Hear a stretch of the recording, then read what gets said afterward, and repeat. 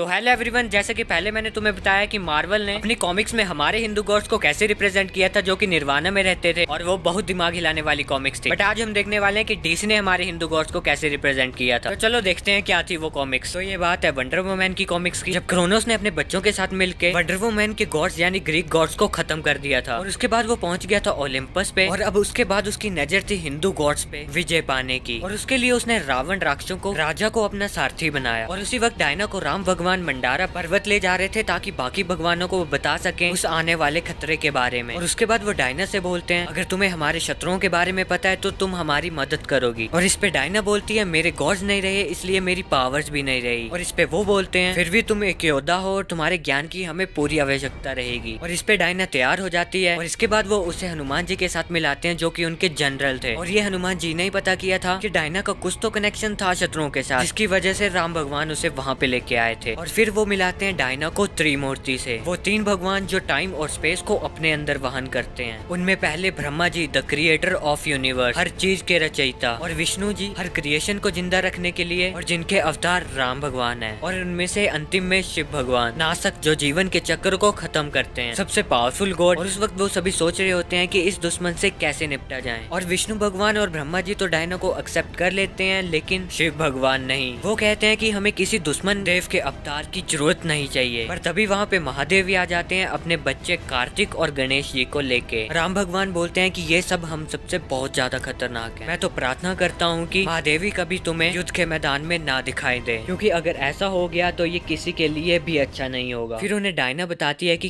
कैसे क्रोनोस पूरी क्रिएशन पे राज करना चाहता है, और सबसे बड़ी बात तो अब उसके पास ग्रीक गॉड्स की भी पावर्स है। और तभी वहाँ हमला हो जाता है क्रोनोस के बच्चों का। वानर सेना उनके सामने बिल्कुल भी ताकतवर नहीं दिख रही थी, और वहीं कार्तिकेय उनसे लड़ा जा रहा था बिना किसी मुश्किल से, क्योंकि वो तो है ही गॉड ऑफ वॉर। और ऑब्लिवियन की वजह से वो राम भगवान और डायना एक सपने में फंस चुके थे, और उस स्वप्न में डायना और राम एक पति पत्नी थे। और डायना उन्हें जगाने की कोशिश करती है कि ये सच नहीं है, और वो तो आजाद हो जाते हैं। लेकिन गणेश और वानर सेना फंस जाते हैं। वो हार तो नहीं रहे थे, लेकिन जीत का भी कोई और रास्ता नहीं दिख रहा था। तभी क्रोनोस रावण और उसके राक्षसों के साथ वहाँ पे आ जाता है, और तब वही होता है जिसका सभी को डर था। अब युद्ध में आ जाती है महादेवी, और वो अपने दुर्गा माता और काली माता वाले रूपों से दुश्मनों के साथ लड़ रही थी, और शिव क्रोनोस से लड़ रहे थे, जिसके पास अब ग्रीक गॉड्स की भी पावर थी। और उनमें राम भगवान और डायना एक साथ लड़ रहे थे। और इनकी राइटिंग देखो कि कैसे त्रिमूर्ति भी क्रोनोस से हार गए और वो देवी काली को भी निगल गया। और राम भगवान के साथ भी वही हुआ जो डायना के साथ हुआ था। जैसे ग्रीक गॉड्स के रहने पे उसकी पावर्स नहीं रही थी, अब राम भगवान की भी पावर्स उनसे चली गई थी। और अब कुछ ही गॉड्स बचे हुए थे, जैसे राम, डायना, ज्यूस और हनुमान जी। पर असल में ऐसा कुछ हुआ ही नहीं था। वो सब एक छलावा था। वो सब एक पत्थर में तब्दील हो गए थे, क्योंकि उनकी पावर्स उनमें से चली गई थी। पर अभी भी उनकी मोर्टेलिटी जिंदा थी। और यही बात राम और डायना ने अपने अपने भगवानों को बताई, जिससे वो अपने रूप में आगे पहले जैसे अपनी पावर्स के साथ। ज्यूस और राम की लीडरशिप में सब तैयार हो गए उनके साथ लड़ने के लिए। फिर क्या था, सब भगवान मिलके स्वर्ग गए और सबने मिलके क्रोनोस और उसके बच्चों को हराया और जीत हासिल की। फिर डायना राम को बताती है अपने अर्थ के हीरोज के बारे में। और ये था डीसी का इंट्रोडक्शन अपने हिंदू गॉड्स का गॉड वर्सेस गॉड वाली फाइट में। और मुझे ये भी पता है कि आधी जगह उन्होंने सस्ते नशे करके ये कॉमिक्स लिखी थी, पर यही था जो है। तो मिलते हैं किसी और वीडियो में। Till then.